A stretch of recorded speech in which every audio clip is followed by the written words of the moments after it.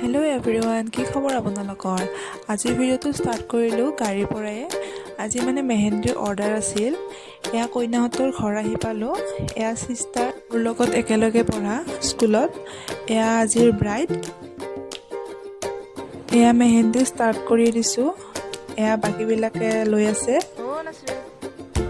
এয়া বনশ্ৰী আৰু ৰুবি একেলগে পঢ়া স্কুলত আমি তিনিওজনী। বৰষা বাইদেউ নামটো নাজানো কিবা হ'ল কইনা আজিৰ বিশেষ আকৰ্ষণ। এতিয়া আপোনালোকে ভাবিছে ইমান আন্ধাৰতনো কেনেকৈ মেহেন্দি লগাইছে।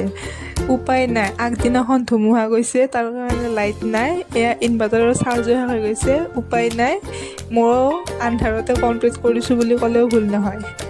এয়া কইনাৰ ভাতখন মানে ইমান ঘামাইছে, মানে মই টিচু পেপাৰেৰে মুচি আঁকিছোঁ। তাৰপাছত এতিয়া হ'ল বাৰু কমপ্লিট। কইনাৰ কেনেকুৱা লাগিছে জনাব। এতিয়া কইনাৰ পাছত ৰুবি ষ্টাৰ্ট কৰি দিলোঁ। তাইৰ ভিডিঅ' কৰা তেনেকুৱা নহ'ল, ফটোকেইখনি দি দিছোঁ, আপোনালোকে চাব জনাব। এতিয়া ঘৰ আহিলোঁ, আপোনালোকে নিজে শুনক। দেৰি হয় মেহেন্দি আঁকলি। ঘৰত আহি লাইট নাই। এয়া চাকি জ্বলাই ভাত খাবলগীয়া হৈছে। ভিডিঅ'টি ভাল লাগিলে লাইক কৰিব।